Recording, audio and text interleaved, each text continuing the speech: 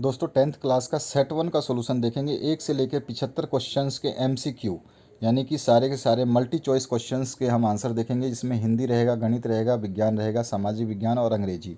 इन सभी क्वेश्चंस को देखना सभी जैक विद्यार्थियों के लिए बहुत ही ज़रूरी है। नवंबर दिसंबर एग्ज़ाम होगा, उनमें भी इसी टाइप के क्वेश्चंस पूछे जाएंगे, तो इन क्वेश्चंस को भी देखें और क्या प्रारूप रहेगा आपका उनको भी समझ लें। पहले क्वेश्चन से स्टार्ट करते हैं और आपका जो भी क्वेश्चन पेपर है आप 8469022568 पर हमें व्हाट्सएप कर सकते हैं। उसका पीडीएफ बना के या उसका फ़ोटो खींच के जब आपके एग्ज़ाम हो जाते हैं तो उन क्वेश्चन पेपर को आप हमें इस नंबर पे सेंड कर सकते हैं। हम उसका सॉल्यूशन पूर्ण रूप से आपको दे देंगे ताकि आप लोग एग्ज़ाम की बेहतर तैयारी कर सकें। तो इस नंबर को आप नोट कर लें, ध्यान रखें। इस नंबर पे व्हाट्सएप कर सकते हैं अपने क्वेश्चन पेपर को या फिर उसका पीडीएफ बना करके। तो चलिए स्टार्ट करते हैं इस क्वेश्चन पेपर के सॉल्यूशन को, जहाँ पे हिंदी से स्टार्ट करेंगे और बढ़ते हुए हम लास्ट में इंग्लिश तक पहुँचेंगे। सबसे पहले है गद्यांश को पढ़ करके संबंधित प्रश्नों के उत्तर देने हैं। तो भारत में गुरु शिष्य का संबंध प्राचीन काल से ही आत्मीय रहा है। आज गुरु शिष्य का संबंध का भाव भव्य रूप साधु संतों, पहलवानों, संगीतकारों आदि में ही थोड़ा बहुत पाया जाता है। ईश्वर भी अपने गुरु को अपने से श्रेष्ठ मानते हैं। गुरु भी वर्षों योग्य शिष्य को पाने के लिए प्रार्थना करते रहते हैं। स्वामी रामकृष्ण परमहंस को भी उत्तम शिष्य के लिए रो रो कर प्रार्थना करनी पड़ी थी। इसी से समझा जा सकता है कि एक गुरु के लिए उत्तम शिष्य कितना महत्वपूर्ण है। स्वामी परमहंस को संतान ही न रहना दुख नहीं देता, बल्कि बगैर शिष्य के रहने के लिए वे एकदम तैयार नहीं होते। इस संबंध में ईसा मसीह का भी एक कथन सदा स्मरणीय है। उन्होंने कहा था, मेरे अनुयायी लोग मुझसे कहीं अधिक महान हैं और उनकी जूतियां होने के योग्यता भी मुझ में नहीं है। यही बात है कि गांधी जी बनने की दक्षता जिसमें है, उन्हें गांधी जी अच्छे लगते हैं और वे ही उनका अनुकरण भी करते हैं। इसी तरह विवेकानंद की रचना भी सिर्फ उन्हें ही पसंद आएगी जिनमें विवेकानंद बनने की अद्भुत शक्ति निहित है। तो इस तरह से ये पैसेज है। इस पैसेज के जो है हम आंसर देखेंगे। तो चलिए स्टार्ट करते हैं इस पैसेज के आंसर से। तो पहला प्रश्न जो पूछा गया है इसमें, भारत में गुरु शिष्य संबंध आजकल किन लोगों में पाया जाता है? तो हमने देखा था कि साधु संतों में पाया जाता है, पहलवानों में और संगीतकारों में। तो उपयुक्त सभी डी ऑप्शन करेक्ट हो जाएगा। ईसा मसीह अपने शिष्यों को क्या मानते थे? तो वो महान मानते थे ईसा मसीह। उसके बाद में विवेकानंद को कौन लोग पसंद करते हैं? तो उनके जैसे शक्ति वाले लोग जो है उनको पसंद करते हैं। पैसेज में दिया गया है, निम्नलिखित वाक्यों से एक सरल वाक्य बनाइए। गांधी जी बनने की क्षमता जिसमें है उन्हें गांधी जी अच्छे लगते हैं। तो गांधी जी बनने की क्षमता वाले लोगों को गांधी जी अच्छे लगते हैं। ये बिल्कुल सिंपल सरल वाक्य है। बी ऑप्शन करेक्ट हो गया। अब इसके बाद आते हैं नेक्स्ट क्वेश्चन की तरफ। नेक्स्ट क्वेश्चन जो है आपसे पूछा गया पाँचवें में है, इस गद्यांश का उपयुक्त शीर्षक। तो गुरु शिष्य संबंध के बारे में इसमें बताया है। तो यहाँ पे गुरु शिष्य संबंध जो है हम लिख सकते हैं इसका जो है उपयुक्त शीर्षक। उसके बाद आते हैं नीचे दिए गए काव्यांश यानी पद्यांश को पढ़ना है। गति प्रबल पैरों में भरी, फिर क्यों रहूं दर दर खड़ा, जब आज मेरे सामने है रास्ता इतना पड़ा। ठीक है, जब तक ना मंजिल पा सकूं तब तक मुझे ना विराम है, चलना हमारा काम है, राही हमारा नाम है। इस विशद विश्व प्रवाह में किसको नहीं बहना पड़ा, सुख दुख हमारी ही तरह किसको नहीं सहना पड़ा। फिर व्यर्थ क्यों कहता फिरूं, मुझ पर विधाता वाम है, चलना हमारा काम है, राही हमारा नाम है। मैं पूर्णता की खोज में दर दर भटकता ही रहा, पर क्यों निराशा है मुझे, जीवन इसी का नाम है, राही हमारा नाम है, चलना हमारा काम है। तो इस तरह से ये पूरा का पूरा काव्यांश दिया हुआ है। अब इससे रिलेटेड प्रश्न अपन देखेंगे तो समझ में आ जाएगा। कवि के पास ऐसा क्या है जिसके लिए रास्ते पर आगे बढ़ना आवश्यक हो गया है? तो उसके पैरों में प्रबल गति भरी है। बी ऑप्शन इसका करेक्ट हो जाएगा। कवि कब तक विश्राम नहीं लेना चाहता? जब तक उसे मंजिल न मिल जाए तब तक वो विश्राम नहीं लेना चाहता। जो क्वेश्चन है, मुझ पर विधाता वाम है, कवि को ऐसा कहना व्यर्थ क्यों लग रहा है? तो क्योंकि सभी को सुख दुख सहन करना पड़ता है। कवि क्या पाने के लिए भटक रहा है? तो कवि जो है पूर्णता पाने के लिए भटक रहा है, पूर्ण होने के लिए भटक रहा है। और विराम से तात्पर्य है रुकना। विराम मतलब रुक जाना, हम जैसे कहते हैं विराम चिन्ह लगाइए, यानी कि रुकना। अब नीचे दिए गया ये आपका एक कोविड-19 का जो है प्रचार है, एक तरह से यहाँ पे कैसे कैसे रोकना है इसके बारे में गतिविधि दे रखी है। तो ये पूरा का पूरा जो है आपको कोविड-19 का जो ये पिक्चर है इसको समझना है। इसके बाद में हम इसके लिखे गए प्रश्नों के उत्तर इसी के आधार पर देंगे। तो पहला, इस विज्ञापन का मुख्य उद्देश्य क्या है? तो इसका उद्देश्य है कोविड-19 टीकाकरण के निर्देश को समझना, दिशा निर्देश को समझना। कोविड टीकाकरण केंद्र जाने से पहले क्या करना चाहिए? अपने निर्धारित समय पर ही टीका लेने के लिए जाना चाहिए, ठीक है। इसके अलावा और कोई भी नहीं ऑप्शन सही है। उसके बाद नेक्स्ट जो क्वेश्चन है, निम्नलिखित में से कौन सा कथन गलत है? ठीक है, तो यहाँ पर है आपका टीका लेने के बाद टीकाकरण केंद्र से तुरंत वापस चले आएँ। ये जो है क्वेश्चन जो आपका है ये गलत है। बाकी तो सोशल डिस्टेंसिंग रखने में, मास्क पहनने की सावधानी रखनी चाहिए, सारी चीज़ें सही हैं। तो गलत कौन सा है? ये वाला। इसके बाद आते हैं नेक्स्ट 14वां क्वेश्चन जो है, इसमें पूछा क्या गया है, क्या करने से कोविड का प्रसार रोका जा सकता है? तो मास्क लगाने से रोका जा सकता है, दूरी बनाने से रोका जा सकता है, निर्धारित समय पे टीका भी लगवाना है। उपरोक्त तो सभी हो जाएगा। मास्क भी, दवाई भी, कड़ाई भी, इसका क्या अर्थ है? यानी कि टीका लगाने के बाद मास्क लगाना, सामाजिक दूरी बनाए रखना, ये सब आवश्यक है, ठीक है। तो डी ऑप्शन इसमें करेक्ट हो जाएगा। 16वां जो क्वेश्चन है, अब आते हैं हम मैथ्स की तरफ। तो राधा के पास 8/3 बीघा ज़मीन है। उसने अपने दोनों बेटों में पूरी ज़मीन को बांटा। एक बेटे को उसने 4/3 भाग दिया। तो बताइए दूसरे बेटे को कितना मिला? तो टोटल ज़मीन है 8/3, तो 8/3 में से 4/3 घटा देंगे तो हमारे पास फिर से 4/3 ही आएगा। तो ऑप्शन क्या हो गया? D option correct, 4/3। 17वां क्वेश्चन है, पी और क्यू दो परिमेय संख्याएं हैं, तब पी और क्यू के मध्य एक परिमेय संख्या होगी। मध्य की संख्या जब निकालते हैं तो क्या करते हैं? पहली संख्या परिमेय संख्या दूसरी परिमेय संख्या को जोड़ते हैं और बटे में 2 कर देते हैं। यानी कि अगर मेरे को 3 और 4 के बीच कोई परिमेय संख्या निकालनी है तो हम दोनों संख्याओं को जोड़ेंगे, बटे में 2 कर देंगे। तो दोनों का योग कितना हो गया? 6, और 6/2 लिखा हुआ है तो 2 से काटेंगे 3, यानी कि 3 और 4, यानी कि यहाँ पे 7 आ जाएगा। 3 और 4 7/2, तो 7 हो जाएगा 3.5। तो 3.5 जो है 3 और 4 के बीच में आएगा। 3.5 जो है 3 और 4 के बीच में आएगा। तो इस तरह से हम निकालते हैं, ठीक है। आगे बढ़ते हैं नेक्स्ट क्वेश्चन की तरफ। तो बी ऑप्शन इसमें करेक्ट हो जाएगा, P+Q/2। एक समकोण त्रिभुज के कर्ण का मान क्या होगा यदि शेष दो भुजाएं 0.6 और 0.8 इकाई है? ये क्वेश्चन और ये क्वेश्चन क्लास 8th में भी पूछा गया है, सेम टू सेम। तो यहाँ पर क्या करना है हमको? इसको और इसको स्क्वायर कर लेना है और इसका अंडर रूट ले लेना है। हमें पता होता है कि जब समकोण त्रिभुज होता है तो उसमें क्या होता है? कर्ण बराबर क्या होता है? कर्ण का स्क्वायर बराबर होता है लंब का स्क्वायर प्लस में आधार का स्क्वायर, ठीक है ना, यही होता है। तो हमें एक कर्ण दे रखा है और एक लंब दे रखा है और एक आधार दे रखा है, और इसमें कर्ण को हमें बताना है। तो कर्ण हम निकालेंगे तो लंब की जगह क्या देंगे? 0.6 है, इसका स्क्वायर कर लेंगे, और दूसरा है प्लस में 0.8 का स्क्वायर कर लेंगे, ठीक है। दोनों का स्क्वायर करेंगे तो इसका आ जाएगा 0.64, इसका आ जाएगा 0.36, है ना। यानी कि 6 का स्क्वायर क्या हो जाएगा? 0.6 का स्क्वायर क्या हो जाएगा? 0.36, और 8 का स्क्वायर हो जाएगा 0.64। तो 0.64 0.36 को जोड़ेंगे तो ये हो जाएगा 1.00। अब इसका अंडर रूट लेंगे तो 1 का अंडर रूट क्या होता है? 1 ही होता है। पॉइंट के बाद 0 तो हटा ही देंगे, तो यहाँ पे 1 ही बचा। 1 का अंडर रूट क्या है? तो 1 होता है। तो इसका आंसर क्या आ जाएगा? 1, वो एक इकाई। सी ऑप्शन इसका करेक्ट हो जाएगा। आते हैं 19वें क्वेश्चन पे। मानसी महीने भर की कमाई का 70% खर्च कर 2700 रुपये बचाती है। बताइए वो महीने में कितना कमा लेती है?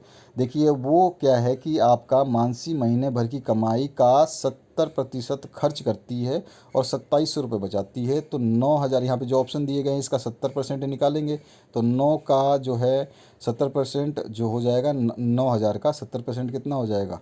तो देखेंगे हम यहाँ पे 9000 टोटल है, 70% खर्च करती है, इसमें से 2700 बचाती है। तो सबसे पहले इसमें से 2700 माइनस कर देंगे, 2700 माइनस कर देंगे, 2700 माइनस कर देंगे तो हमारे पास बचेगा 6300। यानी कि वो 6300 रुपये खर्च करती है तो 2700 रुपये बचाती है। यानी कि 6300 9000 रुपये का 70% है, ठीक है। 9 7 63, तो 6300 रुपये जो है वो खर्च करती है और 2700 रुपये बचाती है। तो यानी कि टोटल कितना पैसा हो गया, 6300 प्लस 2700, 9000 रुपये। सी ऑप्शन करेक्ट हो जाएगा। नीचे दिए गए कथनों में कौन सा सत्य है, तो प्रत्येक पूर्ण संख्या एक परिमेय संख्या होता है। प्रत्येक पूर्ण संख्या जो है एक परिमेय संख्या होती है। कोई भी पूर्ण संख्या जो होगी वो परिमेय संख्या होती है, क्योंकि परिमेय संख्या में बटे में एक भी लिख देंगे तो भी वो जो है आपकी परिमेय हो जाएगी। अब x माइनस वाई का होल क्यूब है, इसका फॉर्मूला क्या होगा, तो इसका फॉर्मूला आपको रटना है रटिए, लिखना है लिखिए, याद करना है करिए। ये फॉर्मूला होता है x cube minus 3x² y plus 3xy² minus y cube. B option इसका करेक्ट हो जाएगा। निर्देशांक 3 4 और निर्देशांक 4 3 के बारे में कौन सा कथन सत्य है। दोनों निर्देशांक समान है, नहीं, दोनों में अलग अलग वैल्यू है। पहले में 3 है तो दूसरे में 4 है। अच्छा, दोनों निर्देशांक समान नहीं है, तो बिल्कुल सही बात है, दोनों निर्देशांक समान नहीं है। बी ऑप्शन इसको करेक्ट करना है। मैंने टिक नहीं लगाया है, इस पर टिक लगा लेना आप। तो बी ऑप्शन जो है इसका करेक्ट हो जाएगा। ठीक है, दोनों निर्देशांक चतुर्थ में नहीं आते हैं, प्रथम में आते हैं, तो ये गलत है। और इनमें से कोई नहीं, ये भी गलत है। तो तीनों ये गलत है, तो आपका सही ऑप्शन बी है। बी ऑप्शन को आपको करेक्ट करना है। तो क्या आंसर होगा इसका, बी ऑप्शन। यहाँ पे टिक लगाना भूल गया हूँ मैं, तो इसको आपको टिक कर लेना। आते हैं 23वें क्वेश्चन पे। 23वां क्वेश्चन है, निम्न में से कौन सा कथन असत्य है। तो y equals to M X plus C होता है। y equals to M X plus C होता है, स्ट्रेट लाइन का फॉर्मूला होता है ये। तो यहाँ पर जो है ये कथन गलत है। बाकी x बराबर ए का आलेख y अक्ष पे बनता है, बिल्कुल समांतर होता है, और y का ए आलेख पर x अक्ष पे बनता है, वो भी समांतर होता है। यानी कि अगर हम बात करें तो x बराबर a दिया है तो y अक्ष के समांतर होगा, यानी कि ये y होता है और ये x होता है। अगर x बराबर a दिया है तो y के समांतर ऐसी रेखा आएगी, यानी कि ये दोनों समांतर हो गए। और अगर हमारा जो है दूसरा आता तो हम क्या करते, हम इसको कर देते, देखिए ऐसे, ये आपका ये y बराबर a होता तो x अक्ष के समांतर होता, यानी कि ये रेखा ऐसे आती तो इसके समांतर हो जाता है। ये x अक्ष है ना, इसके समांतर। तो दोनों सही है ऊपर वाले, तीसरा जो है गलत है। तो y equals to M X plus C होता है। इसके बाद आते हैं नेक्स्ट क्वेश्चन पे। 24वां क्वेश्चन है, सत्य कथन का चयन कीजिए। तो सभी समकोण एक दूसरे को बराबर, सत्य कथन बताना है। तो सभी समकोण एक दूसरे के बराबर नहीं होते, नहीं, ये तो बराबर होते हैं। एक शांत रेखा को अनिश्चित रूप में नहीं बढ़ाया जा सकता, नहीं, बढ़ाया जा सकता है भाई, शांत रेखा को दोनों ओर बढ़ाया जा सकता है। एक बिंदु से एक अन्य बिंदु तक सीधी रेखा नहीं खींची जा सकती, खींची जा सकती, ये बिंदु है, ये बिंदु है, यहाँ से दोनों में जब रेखा खींचोगे तो सीधी खींचेगी, कैसे भी कर लो। तो उपरोक्त तो तीनों कथन असत्य हैं, तो डी ऑप्शन इसका करेक्ट हो जाएगा। इसके बाद आते हैं नेक्स्ट 25वें क्वेश्चन पे। 25वें में है, एक त्रिभुज पी क्यू आर है और एक त्रिभुज है ए बी सी, दोनों सर्वांग सम हैं। तो उक्त आधार पर निम्न में से कौन सा कथन सही होगा, असत्य है, ये बताना है। तो यहाँ पर जो है शीर्ष आर और शीर्ष बी संगत हैं, ये कथन असत्य होगा। देखिए ये ट्रायंगल है पी क्यू और आर, ठीक है, और ये ट्रायंगल है ए बी और सी। तो इसमें ए के बराबर पी है, ठीक है, और भुजा पी क्यू जो है ये ए बी जैसी है, तो भुजा पी क्यू ए बी, ठीक है। और क्यू कोण बी के ढकता है, तो क्यू कोण इधर है तो बी कोण भी इधर है, ये भी ढकता है। और पी शीर्ष और ए शीर्ष संगत हैं, तो पी शीर्ष और ए शीर्ष संगत हैं। लेकिन आर शीर्ष और बी शीर्ष संगत हैं क्या, तो देखिए यहाँ पे आर इस साइड में है और यहाँ पे बी इस साइड में है, यानी कि ये कथन असत्य है। तो यहाँ पे जो चौथा ऑप्शन है वो करेक्ट हो जाएगा। 26वां क्वेश्चन है, ए बी सी समकोण त्रिभुज हैं जिसमें एंगल ए 90 डिग्री है और ए बी बराबर बी सी है, तो एंगल बी कितने अंश का होगा। तो एक देखिए यहाँ पे ट्राइंगल है 90 डिग्री का, इसमें बोला है कि ये ए है जो 90 डिग्री है, और उसने बोला ये रेखा और ये रेखा दोनों क्या है, बराबर है, ठीक है ना, ये रेखा और ये रेखा दोनों बराबर है। तो इधर जो एंगल बनेगा वो भी बराबर बनेगा, इधर जो एंगल बनेगा वो भी बराबर बनेगा, यानी कि ये तो 90 है, तो 90 में से बचा क्या, 90 ही बचा, 180 टोटल होता है ना। तो 90 तो दिया हुआ है और 90 के बाद में दो बचे एंगल, तो ये आधा हो जाएगा, ये आधा हो जाएगा उसका, तो 45 डिग्री इसका आंसर आ जाएगा। ए ऑप्शन करेक्ट है। उसके बाद आते हैं 27वें क्वेश्चन पे। विलोपन विधि से हल करने के क्रम में यदि हमें चर सहित एक सत्य कथन प्राप्त होता है तो मूल समीकरण के कैसे हल प्राप्त होंगे, तो अपरिमित अनेक रूप से हल प्राप्त होते हैं। ये कथन आपने बिल्कुल, ये आपका स्टेटमेंट है बुक में, आप इसको पढ़ सकते हैं। निम्नलिखित रैखिक समीकरण युग में से किसका कोई हल नहीं होगा, तो 3x - 5 y इक्वल्स टू 20 और 6x minus 10y equals to 40 का कोई हल नहीं होगा, क्योंकि अगर हम देखें तो इन दोनों समीकरणों के में से x या y का मान निकालना चाहें तो सबसे पहले हम दोनों में से किसी एक समीकरण को एक दूसरे के बराबर करेंगे। तो हम पहले वाली समीकरण को 2 से अगर गुणा कर देते हैं तो नीचे वाली समीकरण जैसा हो जाएगा। तो करते हैं गुणा, तो 3 दूनी 6x हो जाएगा ऊपर वाला, माइनस में 2 से गुणा करेंगे तो ये हो जाएगा 10x, और इधर है 20 तो 20 का हो जाएगा 40। तो ये नीचे जैसा हो गया, बिल्कुल ये नीचे वाला और ये वाला एक जैसा हो गया। और दोनों एक जैसे होंगे तो जब घटाएंगे तो सारे कट जाएंगे, सब कट जाएंगे तो इसका कोई भी हल नहीं निकलेगा। तो ए ऑप्शन इसका करेक्ट है, बाकी के सबके हल निकलेंगे। इसके बाद आते हैं, एक समानांतर श्रेणी में सार्वंतर के बारे में निम्न में से कौन सा कथन सत्य है। तो सार्वंतर धनात्मक हो सकता है, ये सत्य है। सार्वंतर ऋणात्मक नहीं हो सकता, यह सत्य है क्योंकि ऋणात्मक हो सकता है। सार्वंतर शून्य नहीं हो सकता, ये भी असत्य है क्योंकि वो शून्य हो सकता है। तो इसमें सार्वंतर क्या है, धनात्मक हो सकता है।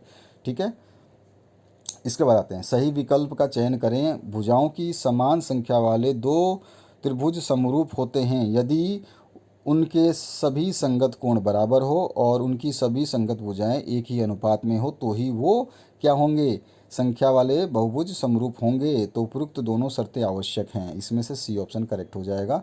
31वां क्वेश्चन है, श्याम ने धातु के एक गोले को 1 मीटर लंबे धागे से बांधकर एक सरल लोलक बनाया, यानी कि ऐसा कुछ पेंडुलम टाइप बना दिया जो घड़ी में लटका रहता है।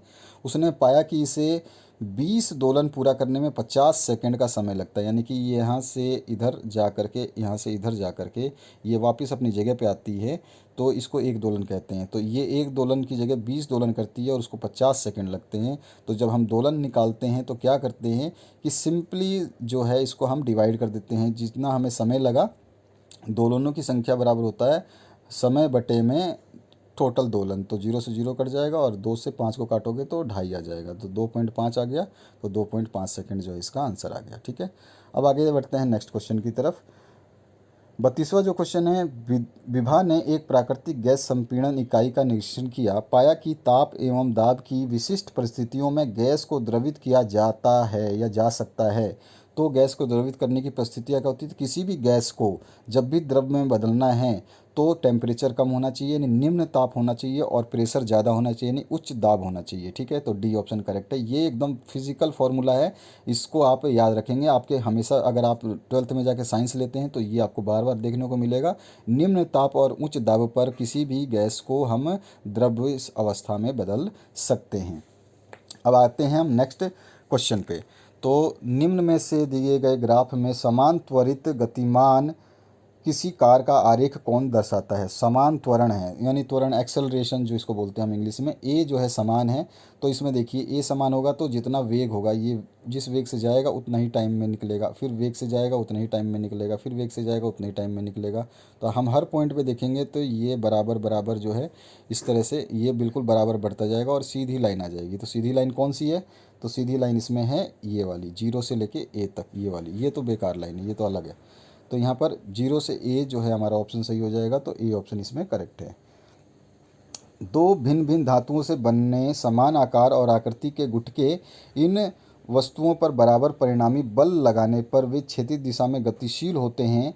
यदि पहली वस्तु में उत्पन्न त्वरण दूसरी वस्तु में उत्पन्न त्वरण के 8 गुना हो जाता है तो पहली और दूसरी वस्तु का द्रव्यमान का अनुपात क्या होगा।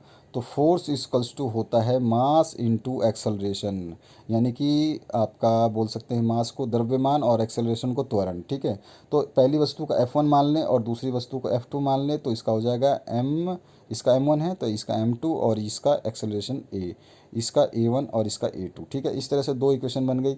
अब इसमें क्या बोल रहा है देखिए कि परिणामी बल लगाने पर जो है वो वस्तु में बराबर परिणामी बल, यानी कि F1 बराबर F2 है, यानी कि M1A बराबर M2A है। तो हम क्या लिख सकते हैं, अब हम लिख सकते हैं M1A1 बराबर है M2A2 के। ठीक है, जब हम यहाँ से निकालेंगे फॉर्मूले को पुट करेंगे तो यहाँ पे क्या हो जाएगा, M1/M2, मतलब मैं लिखना चाहूँ अलग से तो यहाँ पर जब इसको सॉल्व करेंगे, अभी जो इक्वेशन लिखा था मैं दोबारा लिख देता हूँ, M1 और A1 बराबर है M2A2 के। तो हम इस समीकरण को इस तरह से लिख सकते हैं कि M1 बराबर M2 M1/M2 बराबर हो जाएगा A2/A1। ठीक है, अब तिर्यक गुणा करोगे तो M1 के साथ A1 हो जाएगा और M2 के साथ A2 हो जाएगा, यही लिखा हुआ है पहले। तो यहाँ पर देखा हमने जो M1/M2 का अनुपात है, द्रव्यमान का अनुपात जो है वो A2 यानी कि दूसरे का जो वो है हमारे पास स्पीड, वो पहले की स्पीड नीचे आएगी। तो यहाँ पे जो अनुपात होगा, यहाँ पहले का दूसरी वस्तु का अनुपात जो है वो पहली वस्तु में उत्पन्न त्वरण दूसरी वस्तु में उत्पन्न त्वरण का 8 गुना हो जाता है, यानी पहली वस्तु में 8 गुना हो जाता है पहली वस्तु का। तो यहाँ पे बी ऑप्शन करेक्ट हो जाएगा। जो हमने देखा कि एक्सेलरेशन A2/A1 बराबर है M1/M2 के। तो M1 मास पहली वस्तु का कितना है, 8 गुना हो जाता है। तो 8 गुना ये रहा, M1 8 गुना ऊपर आ रहा है तो 8 इसका हो जाएगा, और 1 नीचे आ रहा है तो 1 इसका हो जाएगा। आगे बढ़ते हैं 35 क्वेश्चन पे। किसी वस्तु को विषुवत रेखा से उत्तरी ध्रुव की तरफ ले जाने पर उसके भार में क्या परिवर्तन होगा। तो आप जब देखोगे ग्लोब तो कुछ इस तरह से आपका जो है धरती की जो हम बनाते हैं कुछ इस तरह से, बोलते तो धरती इस तरह है लेकिन होती अंडाकार है। और इधर होता है आपका नॉर्थ यानी कि उत्तरी ध्रुव, और इधर होता है दक्षिणी ध्रुव। यहाँ पे आपका जो है आप दक्षिणी ध्रुव लिख सकते हैं। और आप देखेंगे उत्तर दक्षिण, और यहाँ पे हो गया पूरब, और ये हो गया आपका पश्चिम। ठीक है ना। तो यहाँ पर क्या बोल रहा है कि ये जो आपकी लाइन है ये सेंटर है। इस सेंटर से जब हम उत्तरी ध्रुव की तरफ ले जाएंगे, विषुवत रेखा इसको बोलते हैं सेंट्रल लाइन को, इस लाइन से हम जब इधर ले जाएंगे तो ऑब्वियस सी बात है क्या बढ़ेगा, तो वस्तु का जो भार है वो बढ़ेगा या घटेगा। तो यहाँ पर देखेंगे हम वस्तु का भार बढ़ेगा। क्यों? क्योंकि ये इधर जितना करीब जाएगा उसके मास यानी कि M1 जो भी मास है उसका, उस पर यहाँ पर कौन सी ग्रेविटेशनल फोर्स लगती है, G। तो M1 × G हो जाएगा।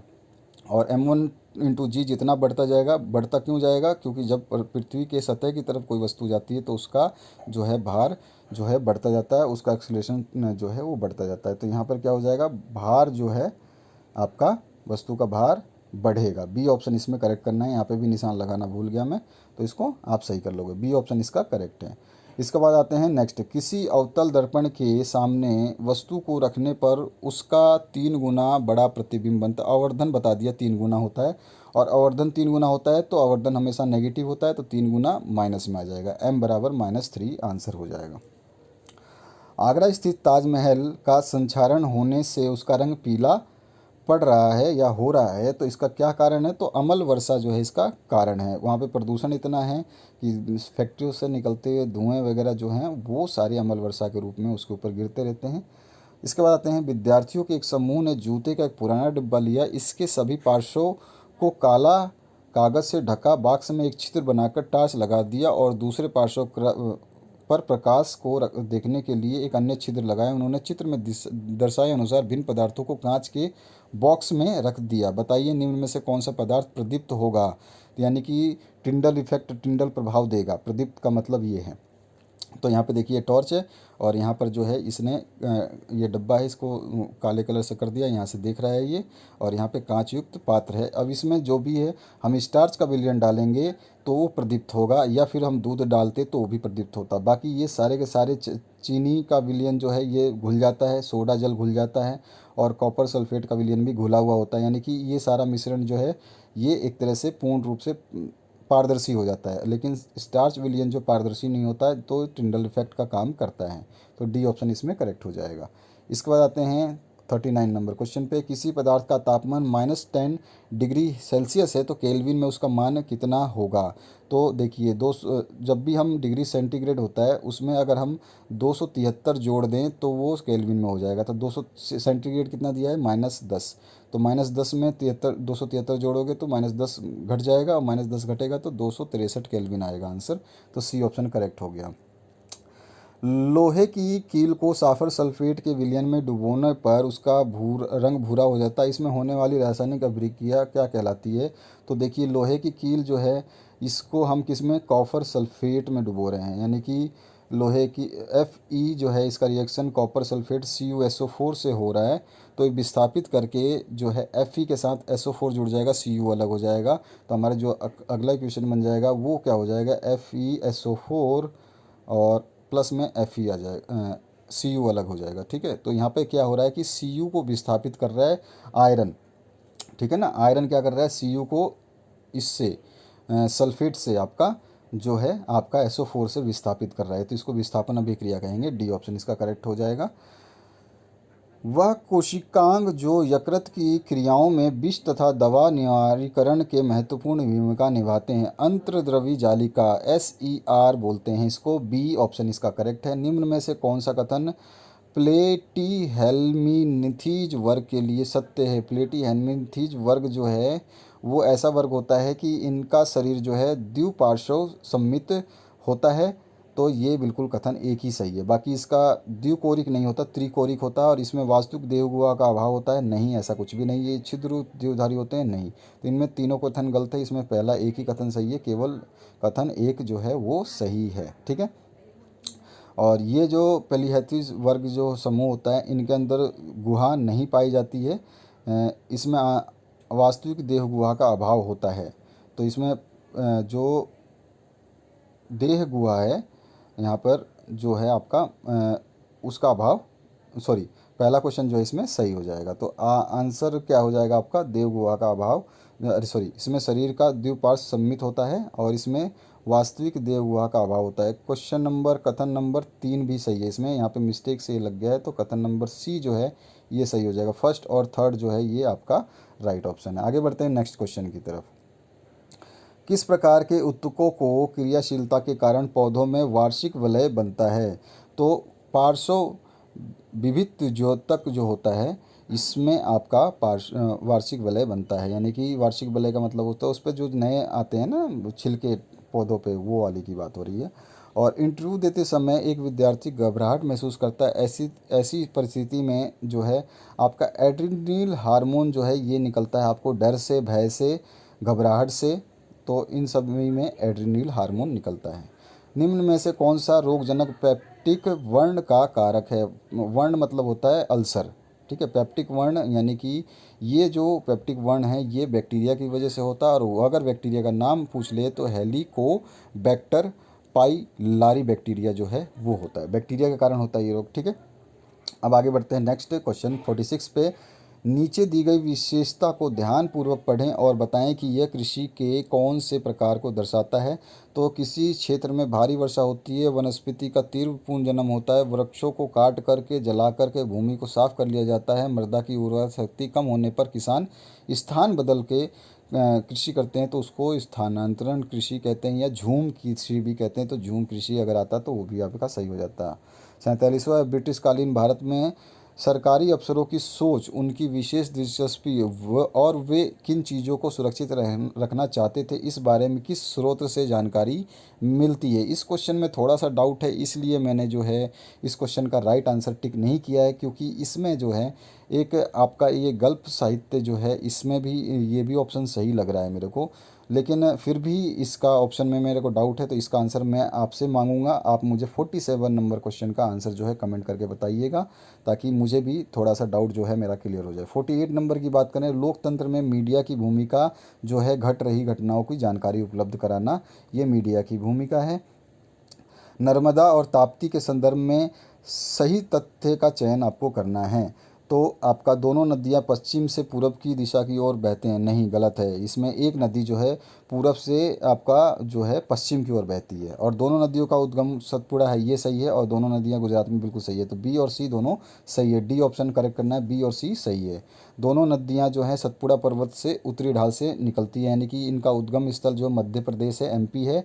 और दोनों नदी गुजरात में प्रभावित होती हैं, जाके उधर अरब सागर में गिर जाती हैं। उसके बाद आते हैं नेक्स्ट क्वेश्चन की तरफ। 50वां क्वेश्चन है, भारत की स्थिति पर एक मानचित्र यहाँ पे दिए गए हैं और इसको विकल्पों का सही चयन करना है। तो यहाँ पे देखेंगे ये भारत का मानचित्र यहाँ पर है, और ये है इसका सेंटर लाइन, और ये है इसकी सेंटर लाइन, है ना। इधर हो गया आपका उत्तर, इधर हो गया दक्षिण, इधर हो गया पूरब, और इधर हो गया पश्चिम। तो अगर हम पहले क्वेश्चन की बात करें तो भारत की स्थिति विश्व मानचित्र में कहाँ है, तो भारत देखेंगे ये रहा, और ये है पूरब दिशा और उत्तर दिशा के बीच में, है ना। तो यहाँ पर उत्तर पूरब स्थिति जो है ये आ जाएगी, ठीक है। दूसरा जो क्वेश्चन है इसमें यहाँ पर कथन दे रखे हैं, कथन 1 2 3। ऊपर दिए कथनों के आधार पर सही उत्तर का चयन करना है। तो फ्रांस के प्राचीन राजतंत्र में स्टेटस जनरल का राजनीतिक संस्था थी।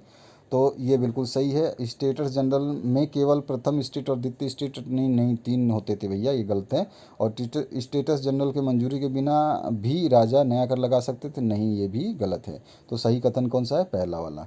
तो यहाँ पे ए ऑप्शन करेक्ट करना है। कथन फिर से है आपका 52 क्वेश्चन में, 19वीं सदी में यूरोप में सामाजिक परिवर्तन के समर्थन में एक समूह ऐसा भी था जो चाहता था कि सभी धर्म को बराबर सम्मान मिले। हाँ जी, था।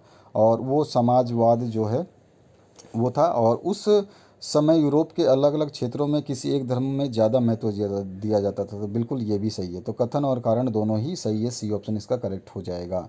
इसके बाद लोकतंत्र अन्य शासन प्रणालियों की तुलना में जनता के प्रति अधिक जवाबदेह तथा लोक कल्याणकारी शासन व्यवस्था है, क्योंकि शासन आम लोगों के ज़रूरतों के अनुसार जो सरकार है वो शासन करती है। आम लोग चाहते हैं उसी तरह का सरकार बनती है और वो उस तरह से शासन करते हैं। डी ऑप्शन इसमें करेक्ट है। बाकी तो इसमें कोई भी ऑप्शन करेक्ट नहीं है। उसके बाद आते हैं लोकतांत्रिक व्यवस्था के संदर्भ में दिए गए कथनों पर विचार कीजिए और सही कथन का चयन कीजिए। तो यहाँ पर जो है आपका लोकतांत्रिक व्यवस्था के संदर्भ में कौन सा कथन? सरकारें लोगों के प्रति उत्तरदायी नहीं होती, ये गलत है। इसके बाद में शासक का चयन आम लोगों द्वारा किया जाता है, सही है। और सभी नागरिकों को राजनीति में हिस्सेदारी करने की ज़रूरत नहीं है, ये गलत है। तो सही ऑप्शन कौन सा है आपका? केवल 2। ठीक है, 2 नंबर जो है आपका सही है। तो यहाँ पर आपका 2 नंबर को टिक करना है, सी ऑप्शन करेक्ट है। अब आगे आते हैं हम नेक्स्ट क्वेश्चन की तरफ। दिए गए कथनों में से सही कथन का चयन करना है। तो इसमें आप देखेंगे कि 1951 ईस्वी के बाद भारत में साक्षरता दर में वृद्धि हुई। बिल्कुल हुई साहब। और जो कि 1951 के बाद में पहले 12% थी, उसके बाद में बढ़ने लगी। और भारत में पुरुषों की तुलना में महिलाएं अधिक साक्षर हैं, ये गलत है। पुरुषों की साक्षरता दर अभी 84% है और महिलाओं की 62% है, जो कि गलत है। इसके बाद में बच्चों के धारण एवं उनके पोषण स्थिति सुधारने के लिए मध्याह्न भोजन की योजना चलाई जा रही है, तो ये सही है। तो हम देखेंगे मानव पूंजी निर्माण में शिक्षा का कोई महत्व नहीं है, नहीं, बिल्कुल शिक्षा का महत्व है, ये भी गलत है। तो हमारे 1 नंबर और 3 नंबर गलत है, तो सी ऑप्शन सही हो जाएगा। सही है, कथन सही है, तो सी ऑप्शन सही हो जाएगा। इसके बाद में 57 नंबर, सही कथन का चयन करना है। तो खेतों की जुताई करना कृषि कार्य है, बिल्कुल सही है। खेतों में सिंचाई करना कृषि कार्य, गैर कृषि कार्य है, नहीं, ये गलत है। और खेतों में सिंचाई करना कृषि कार्य है, ये सही है। खाद बीज बिक्री करना ये कृषि कार्य नहीं है। और फसल की देखभाल करना गैर कृषि कार्य, ये भी गलत है। ये भी कृषि कार्य है, ये भी कृषि कार्य है, तो दोनों गैर कृषि दे दिया, तो ये दोनों गलत हो गए। और बिक्री करना तो कृषि कार्य होता ही नहीं है, तो सेकंड ऑप्शन करेक्ट है, खेतों में सिंचाई करना कृषि कार्य है, ये ऑप्शन करेक्ट करना है। 57 नंबर क्वेश्चन है, संसाधन नियोजन सतत विकास की अनिवार्य आवश्यकता है, अतः संसाधन नियोजन के प्रमुख चरणों में सबसे पहला चरण क्या होना चाहिए? तो सबसे पहला चरण जो होता है संसाधनों की पहचान कर उनकी तालिका बनाना होना चाहिए। ठीक है, दूसरा चरण होता है उपयुक्त प्रौद्योगिकी कौशल और संस्थागत नियोजन ढांचा तैयार करना। ठीक है, और तीसरा जो होता है आपका, उसके बाद होता है संसाधन विकास योजनाओं अंतर्राष्ट्रीय विकास योजनाओं में समन्वय स्थापित करना। और उसके बाद चौथा आता है एजेंडा। तो हमारा जो पहला चरण होता है वो संसाधन की पहचान कर उनकी तालिका बनाना होता है। तो ये आपका ऑप्शन सही है, सी ऑप्शन करेक्ट करना है। यूरोप में फ्रांसीसी क्रांति के बाद राष्ट्रवाद की अवधारणा का उदय हुआ, जिसका पता निम्नलिखित तथ्य से चलता है। तो पितृभूमि और नागरिक जैसे विचारों का उदय हुआ, ये बिल्कुल आपने पढ़ा होगा, तो ये हुआ था। और नया फ्रांसीसी तिरंगा लगा, ये भी सही है। और नागरिकों द्वारा स्टेट जनरल को चुनाव किया गया, ये भी सही है। तो तीनों ऑप्शन इसमें सही है, उपरोक्त सभी सही हैं। 59 नंबर, संघवाद एक विशिष्ट प्रकार की शासन प्रणाली है जिसमें देश में 2 या 2 से अधिक स्तर की सरकारें होती है। संघवाद में ऐसा ही होता है। उसके बाद में आते हैं हम नेक्स्ट क्वेश्चन पे। इसमें क्या है, प्रत्येक स्तर की सरकार समान नागरिक समूह पर शासन करती है। और दूसरा, प्रत्येक स्तर के सरकार के लिए अधिकार क्षेत्र का स्पष्ट उल्लेख संविधान में नहीं है, नहीं होता, नहीं, ऐसा नहीं है। संविधान में सब उल्लेख होता है, संविधान के अकॉर्डिंग ही सरकार चलती हैं और शासन व्यवस्था उसी हिसाब से चलती है। ठीक है, तो यहाँ पे उपरोक्त सभी आएगा नहीं, तो इसमें कौन सा ऑप्शन है? ये ऑप्शन करेक्ट हो जाएगा। 60वां क्वेश्चन है, कथन हमें प्राकृतिक संसाधनों का मितव्ययिता और विवेकपूर्ण से उपयोग करना चाहिए, कारण है यह साधन सीमित है और समाप्त होने का खतरा है। तो बिल्कुल सही है, कारण भी और कथन भी। तो यहाँ पे कथन और कारण दोनों ही सही है, सी ऑप्शन करेक्ट हो जाएगा। अब आते हैं इंग्लिश क्वेश्चन पेपर की तरफ। यहाँ पर है आपका पैसेज को केयरफुली रीड करना है और उसके आंसर्स देने हैं। In the year of 2015 Malala Yousafzai became the youngest ever Nobel Prize winner. She shared her award with Kailash Satyarthi. She had been shot in her head by the Taliban for promoting education for girls in Pakistan. तो इस तरह से ये पूरा का पूरा आराम से एक बार पढ़ोगे तो आपको समझ में आएगा। पहले पढ़ना है इसको ध्यान से, पढ़ने के बाद में आपको आंसर समझ में आएंगे कि क्या आंसर देने हैं। चलिए मैं इसके आंसर्स को आपको बताने वाला हूँ। ध्यान से इसको पढ़ लो पूरे पैसेज को, वीडियो को पॉज करके। अब इसके बाद में हम इसके आंसर्स जो हैं कंप्लीट देखेंगे। According to the passage who had received the Nobel Prize in 2015, तो पहले ही में ही लिखा है मलाला यूसुफजई, ठीक है, तो ए ऑप्शन करेक्ट हो जाएगा। उसके बाद why was Malala Yousafzai attacked by Taliban, तो for promoting education for girls in Pakistan, वो पाकिस्तान में जो है गर्ल्स का प्रमोशन कर रही थी एजुकेशन के लिए, इसलिए अटैक हुआ था। उसके बाद why was it the proud moment for Malala Yousafzai, तो she was the first and youngest Pakistani to receive the Nobel prize, तो सी ऑप्शन इसका करेक्ट हो जाएगा। 64 नंबर क्वेश्चन जो है what was the central focus of Malala Yousafzai, तो सेंट्रल जो है इसका फोकस जो है वो है गर्ल्स डिप्राइव्ड ऑफ एजुकेशन, ठीक है, गर्ल्स के लिए जो एजुकेशन था उसका एजुकेशन बहुत ही ज़्यादा महत्वपूर्ण था, ये इसका सेंट्रल फोकस था। And our beautiful dreams turned into nightmares, what does the word nightmares mean, nightmares होता है फ्राइटनिंग और अनप्लीजेंट ड्रीम, नाइटमेयर मतलब होता है वो क्या कहते हैं वो बुरा सपना टाइप में, है ना, तो यहाँ पे डी ऑप्शन करेक्ट हो जाएगा। आते हैं नेक्स्ट क्वेश्चन की तरफ। रीड द पोएम, तो यहाँ पर ये परफेक्ट लाइफ का पोएम है। It is not growing like a tree in bulk doth make a man better be, or standing long on oak tree 300 years to fall along at last dry and bald and she a lily of a day its fair in May, although it fall and die in the night, it was the plant and flower of light in smell proportions and we just beauty see and in short measures life may perfect be। Ben Jonson का लिखा हुआ है ये, इसके according हम questions के answer देंगे। चलो पहला question, what according to the poem stands for the longer period of time, तो ओक ट्री है जो लॉन्गर पीरियड ऑफ टाइम के लिए रहती है, जिसका कार्यकाल या जिसका जीवन काल हम बोल सकते हैं 300 साल 300 ईयर्स का होता है। What does the poet compare between the oak and lily, तो he wants to show the importance of quality of lily, इन दोनों कंपेयर में क्या बताता है, लिली की जो है वो क्वालिटी बताता है। लिली एक ऐसा पौधा है जो जिसका जीवन काल एक ही दिन का होता है, इसका तो ओक का तो 300 साल होता है, लेकिन इसका एक ही दिन होता है, और इस एक ही दिन में ये इतनी अच्छी खूबसूरती फैला देती है, इतनी महक फैला देती है, इतनी खुशियाँ बांट देती है कि लिली के पौधे बहुत ही अच्छे माने जाते हैं। डी है इसके बाद में 68 नंबर क्वेश्चन जो है इसकी बात करें, what is the central idea of the poem, तो perfection can be achieved even in the short period of time, यानी कि हम जो है परफेक्शन यानी कि कुछ अच्छा बहुत ही अच्छा मैं अगर हम चाहें अपने आप में इम्प्रूवमेंट करना या हम कुछ अच्छी चीज़ को प्राप्त करना चाहते हैं तो हम कम समय में भी प्राप्त कर सकते हैं अगर हमारी लगन अच्छी है तो।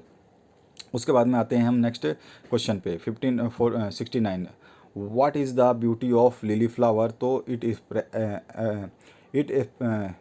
Spreads happiness through its life for a day, ये अपने एक दिन के जीवन में ही खुशियाँ बांटती है, ये लिली की जो है खासियत है।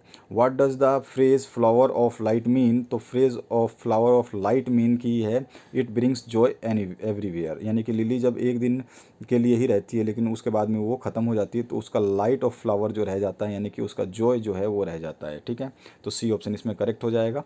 इसके बाद यहाँ पर जो है आपको एक ईयर वाइज कैलेंडर दिया गया है, इसमें सैलरी दी गई है, फ्यूल ट्रांसपोर्ट दिया गया है, बोनस दिया गया है, इंटरेस्ट ऑफ लोन और टैक्सेस दिया गया है।